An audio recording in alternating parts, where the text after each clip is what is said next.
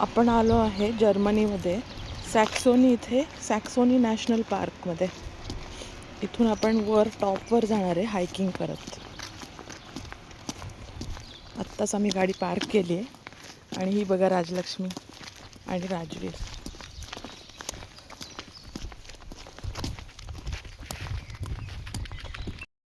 गाडी खाली पार्क केल्यानंतर वर नॅशनल पार्कपर्यंत पोहोचेपर्यंत साधारण 7 मिनिटाचं हायकिंग करावं लागतंय. बघूया आता आपण रस्त्यात जाताना आपल्याला अजून काय काय दिसतंय ते. आमच्याप्रमाणेच इथे बऱ्याचशा फॅमिलीज आलेल्या दिसत आहेत.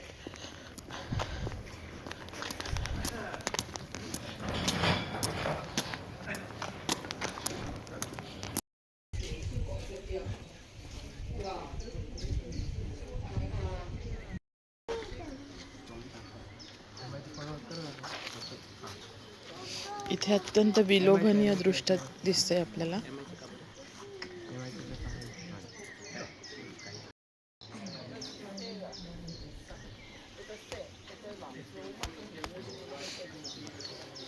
ड्रेस्डेन हे जर्मनीच्या सॅक्सनी राज्याची राजधानी आणि लाइप्झिग नंतरचे दुसरे सर्वाधिक लोकसंख्या असलेले शहर आहे.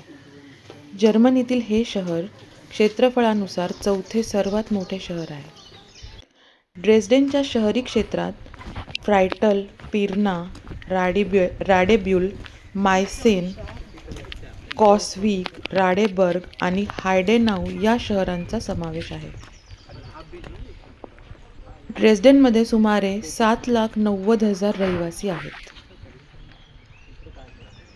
तो समोर जो एक ब्रिज दिसतोय जिथे बरेच जण उभे आहेत, तिथपर्यंत आपल्याला जायचंय वॉक करत. सॅक्सनी हे जर्मनीचे एक भूवेष्टित राज्य आहे, ज्याच्या सीमा ब्रँडनबर्ग, सॅक्सनी अॅनहाल्ट, थुरिंजिया आणि बावरिया या राज्यांना तसेच पोलंड आणि चेक प्रजासत्ताक या देशांना लागून आहेत. त्याची राजधानी ड्रेस्डेन आहे आणि लाइप्झिग हे सर्वात मोठे शहर आहे. सॅक्सनी हे जर्मनीच्या 16 राज्यांपैकी 10वे सर्वात मोठे राज्य असून 40 लाखांहून अधिक रहिवाशांसह ते लोकसंख्येनुसार 7वे सर्वात मोठे राज्य आहे.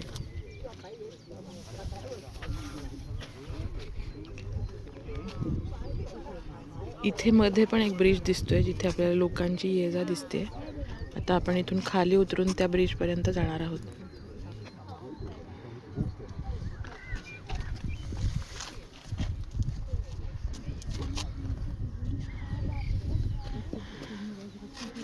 नितांत सुंदर असा व्ह्यू आपल्याला इथून दिसतोय.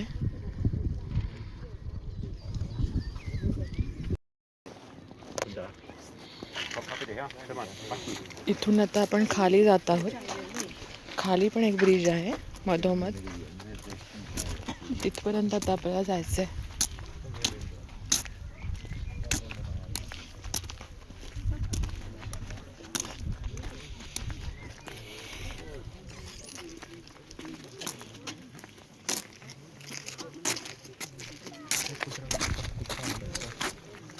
चित्र पडलं तर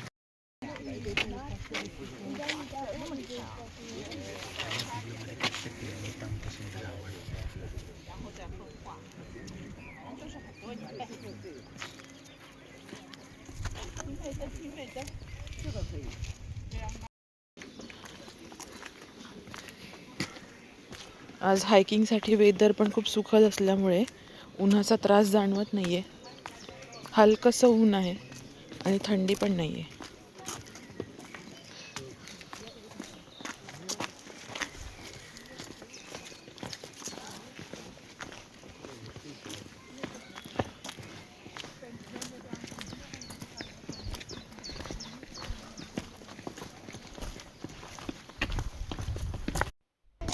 पहिले स्वतंत्र सॅक्सनी राज्य 1918 मध्ये वायमार प्रजासत्ताकाचे एक घटक राज्य म्हणून स्थापित झाले होते. जर्मनीच्या एकीकरणानंतर 1990 मध्ये विस्तारित सीमांसह स्वतंत्र सॅक्सनी राज्याची पुनर्रचना करण्यात आली होती आणि नंतर ते जर्मनीच्या संघराज्याच्या 5 नवीन राज्यांपैकी एक बनले. सॅक्सनी प्रदेशाला जर्मन भाषेत कधीकधी अप्पर सॅक्सनी किंवा ओबर सॅक्सन असेही संबोधतात. राजलक्ष्मी तर फोटो काढण्यात अगदी बिझी आहे.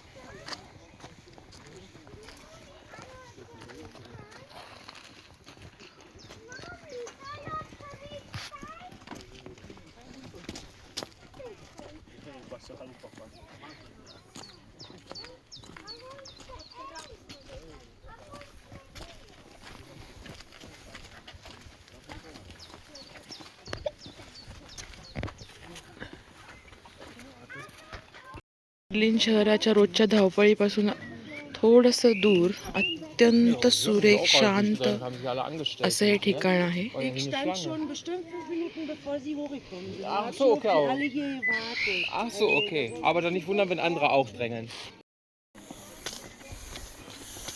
हायकिंगला जातोय म्हणून राजवीर आणि राजलक्ष्मी सकाळपासूनच अत्यंत उत्सुक होते.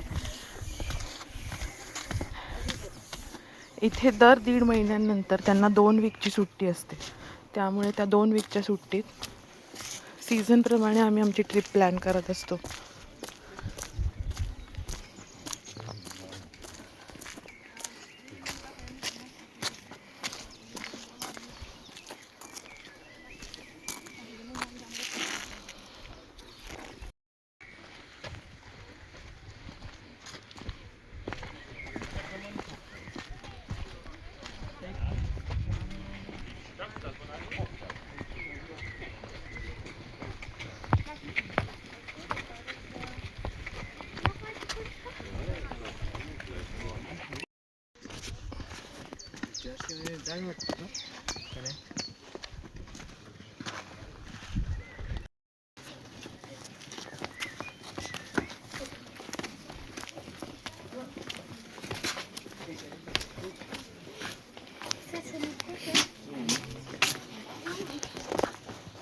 इथे अनेक व्ह्यू पॉइंट्स दिसतात.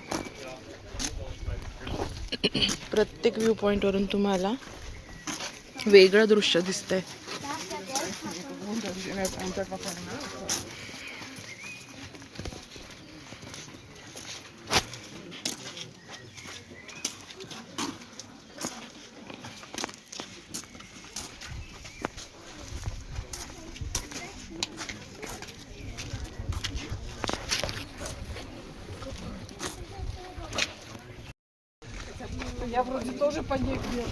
आपण अगोदर टॉपचा व्ह्यू पॉइंट बघितला. आता इथे मिडलमध्ये इथे आल्यानंतर वरचा व्ह्यू सेम दिसतोय.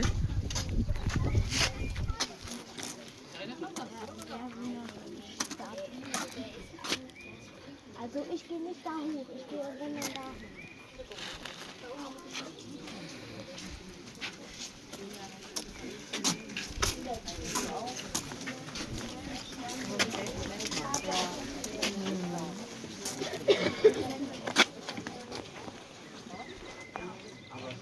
Dann muss ich das von am Weiten.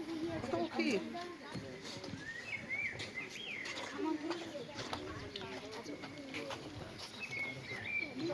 Und ist jetzt nicht vor uns hier auf die Brücke gekommen.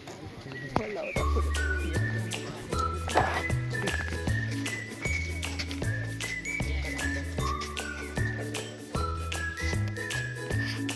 Wollen Sie mit raus? Ist das gut?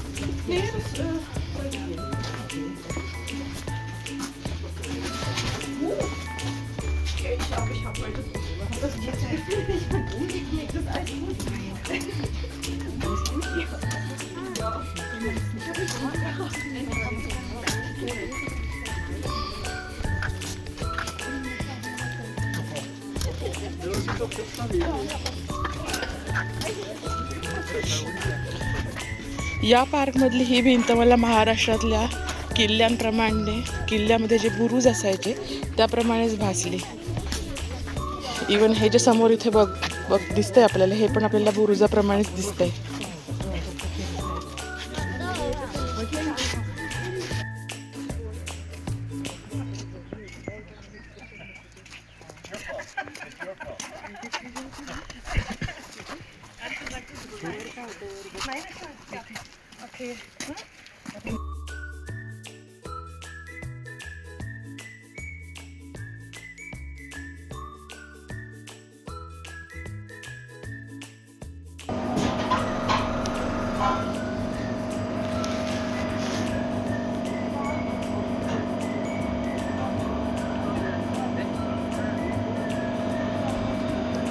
Thank you.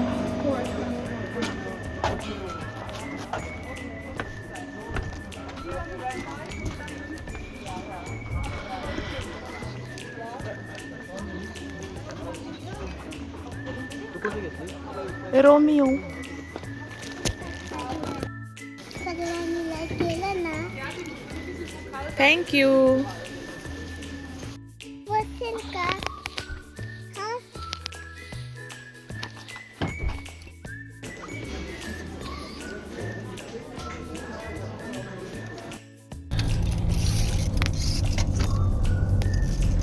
ड्रेसडेनवरून आता आपण निघतोय प्रागकडे.